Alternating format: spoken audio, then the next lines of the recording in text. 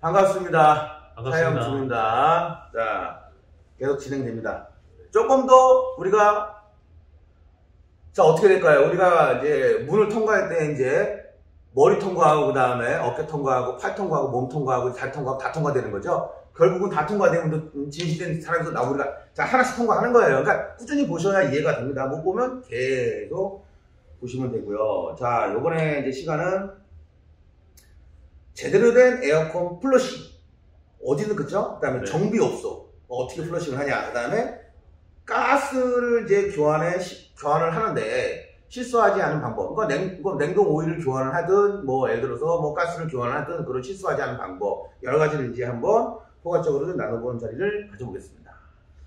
네, 오늘 얘기 드릴 게 앞서 두 꼭지에서 얘기 드렸던 것보다는 굉장히 중요하고 또 정확하게 차주분들이 이해를 하고 또 그렇게 요구를 자동차 에어컨을 서비스하는 서비스점에 가시면 해주셔야 되는 부분입니다. 심지어는 아직까지도 전국에 있는 뭐 90% 이상의 정비소들이 본인들조차 제대로 이해를 못 하시거나 아니면 좀 이렇게 에어컨 냉동 오일이나 가스를 원활하게 교환할 수 있는 기능을 내포한 장비를 못 갖고 있는 곳들이 많거든요.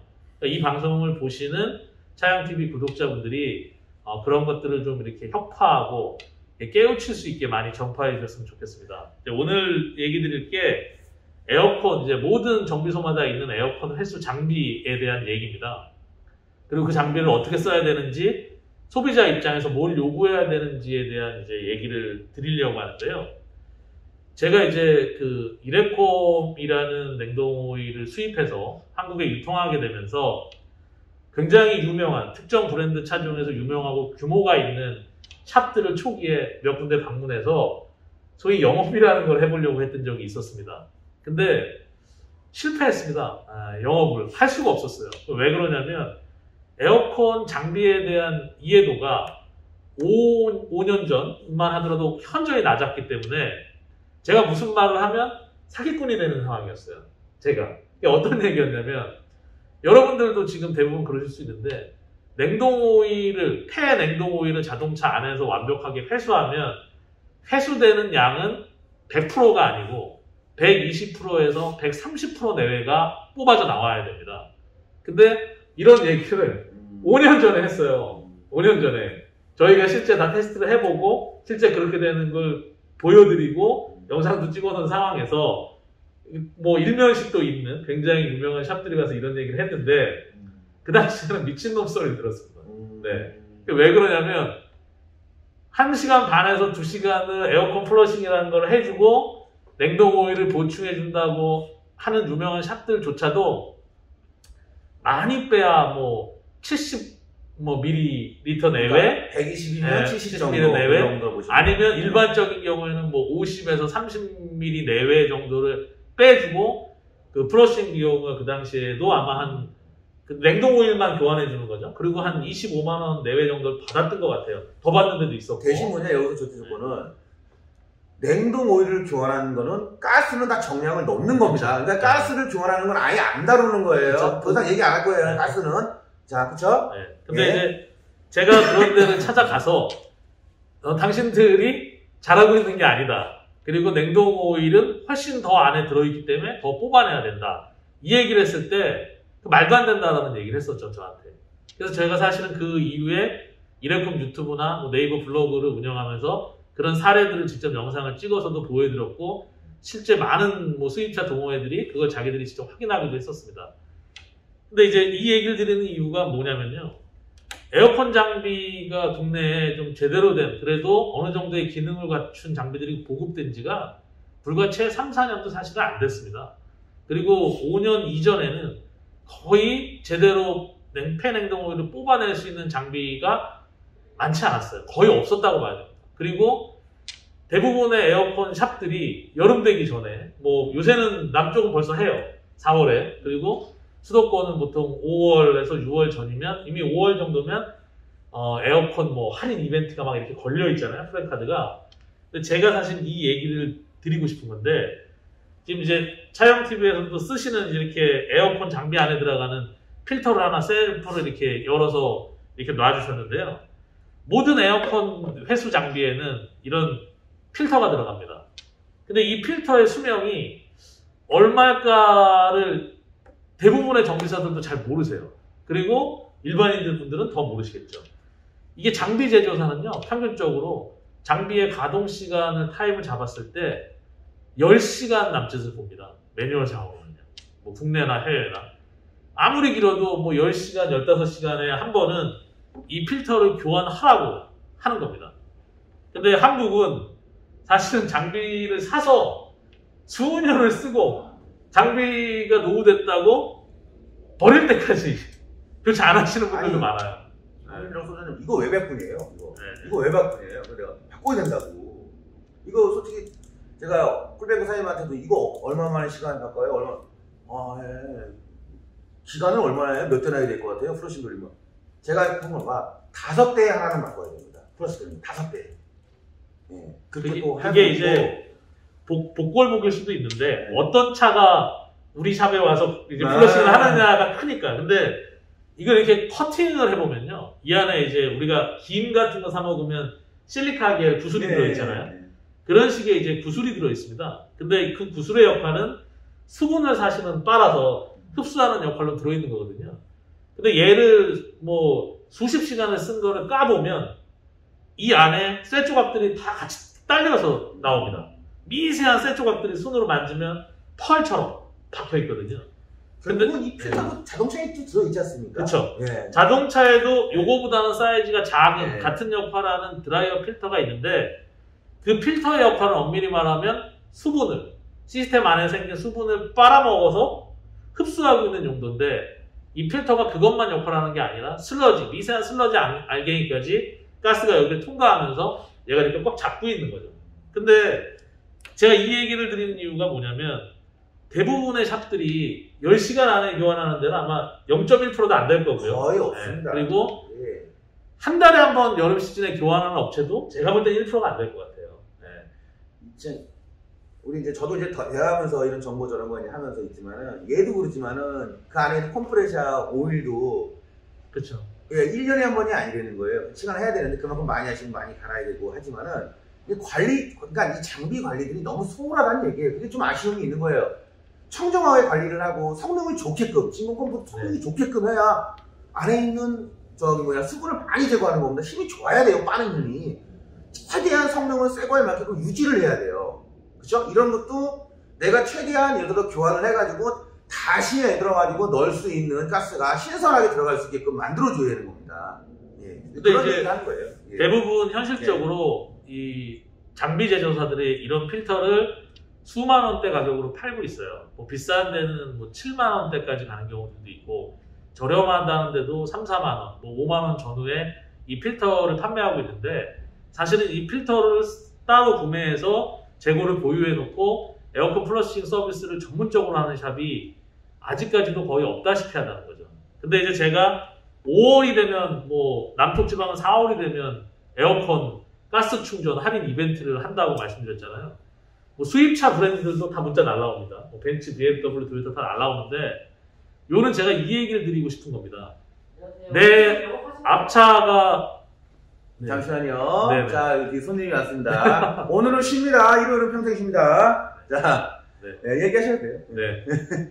이게 어떻게 보면 이제 복권 같은 운인데 내 앞에 서비스를 받은 차의 에어컨 상태가 좋지 않고 오일이 많이 훼손되어 있는 차량이 내 앞에 서비스를 받았고 내가 그 뒤에 가스 충전을 받게 되면 앞차에 있던 폐 오일 슬러지 쓰레기를 뒷차가 다 받게 됩니다. 이거는 제가 100% 장담할 수 있습니다.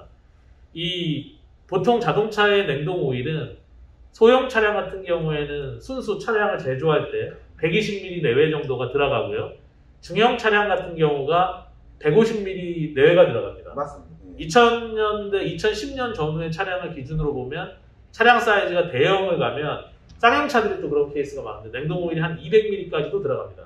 근데 이게 이제 한 2년에서 3년 정도면 이 드라이어 필터 안에 있는 그 구슬들이 수분을 빨아먹을 수 있는 양은 이미 다 오버돼 버려요. 아무리 길어도 3년 안에 다 끝나버립니다. 그러면 그 이후에는 에어컨 시스템, 내 차량 에어컨 시스템에 수분이 다 이제 유입돼 버리는 거고, 그리고 마찬가지로 이 에어컨 해수 장비 안에 필터도 대부분은 이미 수명을 한참 오버해 있는 겁니다. 그러다 보니까 그런 상황에서 내 앞차가 좀 지저분한 차량, 뭐 결명자 같은 색깔, 혹은 콜라 같은 색깔, 아니면 아까 그런 포터나 아니면 수입 특정 브랜드들 차량들 같은 경우는 쇳가루가 갈려서 아예 이렇게 미세한 회색 분이 같이 달려 나오기도 하거든요. 그럼 이런 차가 만에 안에 내 앞에서 서비스를 받았고 내가 운이 없어서 그런 차 뒤에 가스 충전을 받게 되었다면 사실은 내 차에 그 쓰레기가 그대로 거의 다 딸려옵니다. 네. 그러니까 일반적인 서비스라고 하면. 그렇죠. 이게 뭐냐면 쉽게 얘기하면 싸고 좋은 건 없습니다. 그리고 분명히 아까도 우리 일권 사장님 얘기한 것처럼 이렇게 관리를 하냐고도 물어봐야 되는 게 또 맞는 거예요. 그 대신 뭐냐, 내가 그만큼 지불을 하면 되는 겁니다. 솔직히 사장님 우리 촬영 영상 보고 나는 10만 원 더 지불해도 돼. 그럼 그 자리에서 필터를 바꾸라고 그러세요. 바꾸고 내 차를 해달라고 해도 상관은 없는 겁니다. 대신 그 샵이 그걸 인정을 안 한다, 나는 몰라요, 딴 데 가세요, 그러면 그 샵을 이용 안 하면 되는 겁니다. 쉽게 얘기하면 됩니다. 내 차가 내가 프라싱을 하든 뭐 냉동을 교환하든 가스를 넣든 내 차가 내 거에 들어가는 거 아닙니까? 그쵸? 그리고 이런 관리라든가 방법, 이런 뭐 예를 들어서 교환을 했냐, 언제 교환, 다 물어봐도 상관없어요. 왜? 그만큼의 내용만 지불만 하시면 되는 겁니다. 대신 싸게 한 데는 이렇게 할 수가 없어요. 단가가 있는데 어떻게 이렇게 됩니까?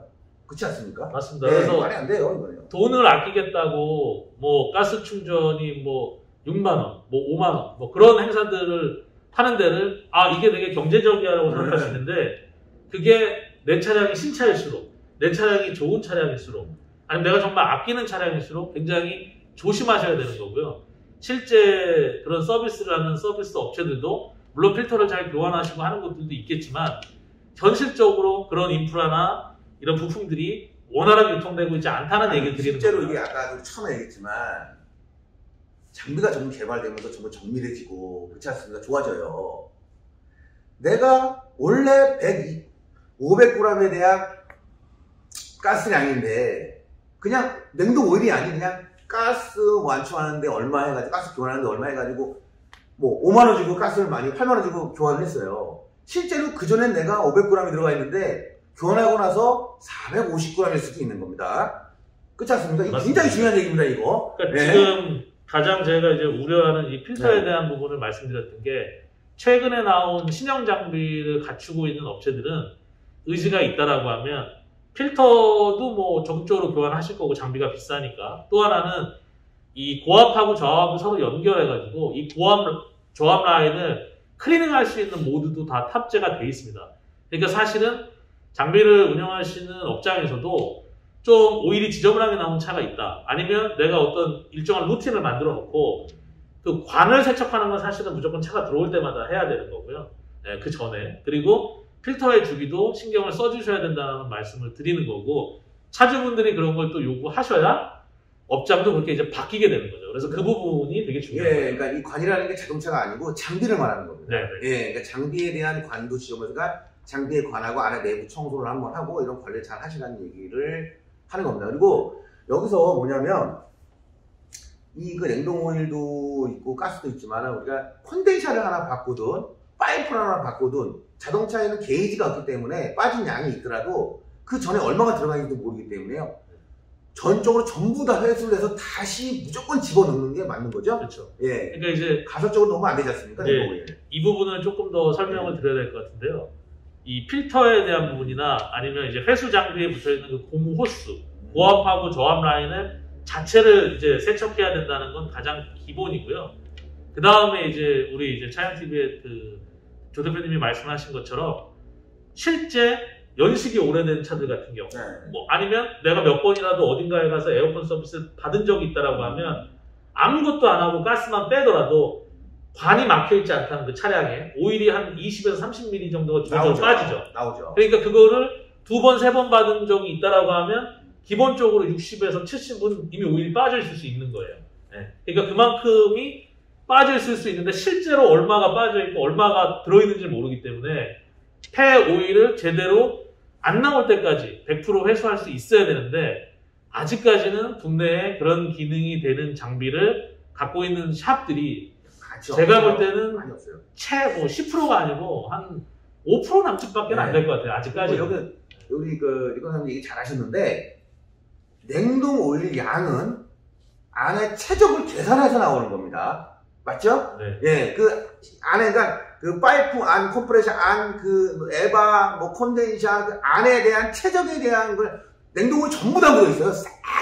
그 상태에서 이제 최대한 남는 게 컴프레셔가 와 있는 건데 그 최적이에요. 그냥 결국은 조금만 모자라도 그렇죠. 이 컴프레셔에 있는 그 거기에 남아 있는 오일들이 그 벽에 둘러붙어 쫙 벽에 둘러 있거든요. 그러니까 결국 컴프레셔 오일 공급이 덜 되니까 이게 자꾸 악순환돼요. 그래서 이제 그 에어컨 서비스를 하고 있는 업체 입장에서도 에어컨을 오일을 제대로 회수할 수 있는 장비를 갖추는 게 사실은 급선무고, 또 하나는 이런 점도 있습니다. 장비를 정말 잘 갖춰놨어요. 국내에서 유통되는 뭐 2, 3년 사이에 만들어진 장비로. 근데 여기서 또 문제가 발생하는 게 하나가 있습니다. 많은 분들이 에어컨 서비스를 받으러 가셨을 때 목도하는 현장이 장비는 혼자 알아서 세팅돼 있고 작업자는 다른 일을 하고 있죠. 그리고 삐 소리 나면 끝났습니다 하고 서비스를 끝내는 경우가 대부분인데, 제가 이제 이 부분을 좀 아쉬워서 설명을 드린다라고 하면, 에어컨은 여러 가지 에어컨 회수 장비가 돌아가면서 이제 다양한 모드를 거치게 되는데요. 이 모드를 거칠 때 예를 들면 고압 라인에서 가스를 회수하고 있느냐, 저압 라인에서 가스를 회수하고 있느냐, 그 차량 상태가 어떠느냐에 따라서 게이지의 움직임이 다 다릅니다. 그렇기 때문에 사실은 비용을 좀 더 받더라도 에어컨 시스템은 자주 하는 작업이 아니기 때문에 장비 앞에 사람이 붙어서 그 작업이 끝날 때까지 사실은 장비를 컨트롤해야 됩니다. 엄밀히 말하면 수동 모드로 장비를 관리하고 써줘야 되는데, 국내 정비 현실상 그게 원활치 않은 경우가 많죠. 그렇죠. 아무래도 이제 그런 비용 문제도 있고 하지만, 그래도 저는 그래요. 맞는 얘기예요. 하지만 아직 정상의 차는 아무래도 뭐 좀 낫겠지만은, 제가 봤을 때 이렇게 현상이 맞는 얘기예요. 조금 노후된 차나 색깔 봤는데 처음에 딱 뽑았는데 아니야. 그런 것들은 제가 봤을 때는 꼼꼼하게 그렇죠. 체크를 하고, 그 다음에 이제 꼼꼼하게 처음부터 오토 모드보다는 회수부터 하고, 그쵸? 회수 양 좀 보고, 그 다음에 참 색깔 보고, 고객님하고 미팅하에 어떤 방법을 이제 해야 될지 상담하에 이런 그 냉동 오일을 교환하든, 그렇지 않습니까? 어떤 케미컬을 쓰든 선택을 해야 된다고 그러니까 봐요. 이게 보면 제가 이런 말씀을 드리는 이유는 외람될 수도 있는데, 아직까지는 국내 에어컨 장비의 그 품질이나 성능이 유럽산 장비들에 비하면 많이 떨어집니다. 정밀도도 떨어지고, 이건 가스나 오일 양쪽 다 마찬가지입니다. 그리고 신유를 공급하는 방식에서도 아직은 좀 완성도가 떨어지거나 다소 문제가 있어 보이는 장비들이 유통되고 있습니다. 특히 이제 한 4, 5년 전까지 유통됐던 저가 장비들 같은 경우에는 전자저울이 달려있는데도 오류가 발생해서 가스의 충전량까지 과도하게 오버되는 경우도 있습니다. 그러니까 보통 장비 앞에서 사람이 눈으로 그람수가 빠지는 걸 보고 있으면 실수할 확률이 줄어드는데, 오토모드로 자동으로 뭐 플러싱을 한두 차례 하고 가스까지 다 완충되게 만들어 놓고 지켜보지 않다 보면 실제 발생하는 사람이다. 500g 남짓 들어가야 되는 차량의 가스가 1kg에서 2kg까지 충전되어 있는 경우도 있습니다. 저희 업장에 오셨던 사례 중에서도 현대에서 정비를 받았거나 아니면 부품을 교환했거나 혹은 뭐 택시를 하는 전문점에서 서비스를 받았는데, 소나타 차량인데 가스가 2,000g이 들어있는 경우도 있었어요. 2kg가. 그래서 저희가 화들짝 놀란 경우도 있고, 500 들어가는 차에 뭐 1200이 충전되는 경우도 있고, 이거는 사람이 그렇게 누른 게 아니거든요. 시스템의 오작동에 의해서 그런 일이 발생하기 때문에 이 장비의 정밀도가 낮은 좀 저가의 일반 회수 장비다라고 하면, 특히나 사람이 가스를 넣거나 오일을 보충하는 순간은 직접 이걸 확인하는 게 굉장히 중요합니다. 또 이제 올라가면 이제 가스 양이 쭉 나오기도 네네. 하고, 요즘 뭐 디지털로 되어 있는 건 네네. 숫자로도 나오고, 그 다음에 오일 양도 얘가 뭐 눈금도 있고 없는 건 눈금 없는 것도 있지만 보면 알지 않습니까? 그 정도 양 들어가면 대충. 그리고 저는 이게 새 장비여도 1년에 한 번이든 1년에 한 번 정도 많이 하십니다. 1년에 한 번 정도는 카브레이션 정도는 그 본사에다 의뢰를 해서 한 번 정도는 해야 되는 거예요. 이게 모든 장비 다 똑같거든요. 그 부분을. 그러니까 세팅을 한번 해줘야 돼요. 제가 일례를 네. 하나만 드리면, 네. 최근에 유통된 장비를 갖고 있는 업장들은 상대적으로 적으니까 한 뭐 4, 5년 전에 유통됐든 그 전까지 유통됐든 대부분의 장비일 겁니다. 아마 90% 이상이. 이 장비들의 냉동 오일, 신유, 그러니까 헌 오일이 회수되고 신유가 공급되는 과정이 어떻게 진행되는지 제가 단편적인 사례 하나를 설명드리겠습니다. 우리들은 너무나 상식적으로 오일의 양을 체크해서 오일이 내가 100g을 주입했으면 100g이 들어가고 200g을 주입했으면 200g이 들어갈 거라고 생각하는 게 상식이잖아요. 그렇죠. 근데 구형 장비들의 대부분은 그렇게 오일이 들어가지 않습니다. 그게 뭐냐면 오일은 일정량이 들어갈 거야라는 전제 하에서 타임으로 오일량이 세팅되어 있습니다. 시간으로, 초로.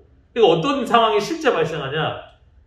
예를 들면 이게 1리터짜리 신유통이라고 가정해 보겠습니다. 냉동 오일이 여기 새 오일이 들어가 있고 관이 연결돼서 플러싱을 다 마치고 오일 주입 버튼을 띵 눌렀어. 내가 100g을 눌렀다라고 하면 100g이 쭉 빨아 올라가야 된다고 일반인들은 생각하는데 이게 정확한 무게를 재서 오일이 빨려 들어가는 게 아니고 오일이 들어가는 시간을 체크하는 개념이기 때문에 이 통 안에, 신유통 안에 오일이 많이 들어있을 때하고 오일이 적게 들어있을 때는 압력차가 발생하잖아요. 그렇죠. 네, 빨아당기는 힘의 차이가. 그렇죠. 그러니까 많이 들어있어서 압력이 높으면 훨씬 더 빨아당기는 힘이 필요하고 오일이 얼마 안 들어있을 때는 빨아당기는 힘이 덜 필요하겠죠. 그러다 보니까 들어있는 오일 양에 따라서 내가 100g의 오더를 컴퓨터로 쳤는데 실제 들어가는 양은 150g이 들어가기도 하고 120g이 들어가기도 하고 훨씬 더 들어가기도 하고 이게 들쑥날쑥이라는 겁니다.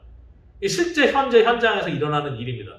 그래서 저희 같은 경우에는 항상 이 게이지가 눈금이 보통 16병에 다 포함이 돼 있으니까 그 눈금을 보면서 원하는 양만큼이 들어가면 작동을 수동으로 멈추라고 그렇게 안내를 드리거든요. 그렇게 해야만 정확한 양이 들어갑니다. 물론 뭐 더 꼼꼼하신 분들은 에어컨 라인 안에 관 안에 있는 것까지 반 길이까지 다 계산해야 되는 거 아니냐라고 하시는데 그거 맞는 얘기죠. 근데 이제 그걸 차저하고라도 이 통 안에 들어있는 양 자체가 30%에서 40% 이상도 오버돼서 들어가 버린다는 거예요. 그러니까 이런 현실들을 차주분들이 아시고 서비스 받는 장비가 냉동 오일도 전자저울을 적용한 장비인지 정말 제 양이 들어가는 건지 그런 걸 다 파악하셔야 된다는 겁니다. 우리가 차에 엔진 오일을 교환하면서 30% 오버해서 안 넣잖아요. 그렇죠. 그죠? 예. 네. 근데 실제로 그런 일들이 자동차의 냉동 오일에서 발생한다는 겁니다. 끝나기 전에 장비 얘기가 잠깐 나와서 그렇지만은 다른 것보다 저는 그래요. 아무리 내가 비싼 장비가 있고 싼 장비가 있어도요. 오일 종류와 내가 어떤 횟수에 대한 정확하게 얘가 예를 들어가지고 냉동 오일이 120이면 만약에 우리 일꾼 사장님 말대로 130이든 135든 나와줘야 되거든요. 뽑아내야 되거든요. 그 결과물을 정확하게 확인을 하고 냉동을 정확하게 좀 예를 들어 성능 나온 거 넣어주고 가스량 정확하게 넣어주고 그 시간이 엄청나거든요. 솔직히. 근데 그게 참 8만원, 10만원 밑에도 이런 일이 나는 것도 참 이해가 안 되는. 아까 그 얘기가 이런 얘기예요. 하여튼 아까 그 얘기가. 네? 그러니까 이게 참 엔진 오일을 따지면 엔진 오일은 들어가는 양이 리터 단위로 최소한 뭐 4리터에서 대배기량 차량들은 한 10리터까지도 디젤 차량들 들어가고요. 그러니까 오일량이 많이 들어가죠. 근데 그렇죠. 이 자동차 에어컨에 들어가는 오일량은 많아야 200ml에서 보통이 120에서 150ml의 극소량이 들어갑니다. 근데 여기 이렇게 들어간 오일이 압력을 받는 거는 뭐 200psi 정도의 고압을 받으면서 작동류로 활동을 하죠. 그러니까 굉장히 정밀하게 작동이 되고 있는데 그런 오일은 전혀 관리가 사실은 안 되고 있기 때문에 이런 부분들을 이제 제가 알려드리게 됐습니다. 오케이. 그러면은 저는 또 우리 3부 이제 4부 계속 나갑니다. 오늘 또 끊어서 가야 되니까요. 또 다음 시간 내일 내일 뵙겠습니다. 내가 봤을 때 일주일 내내 보셔야 될 것 같습니다. 자, 네, 내일 봬요.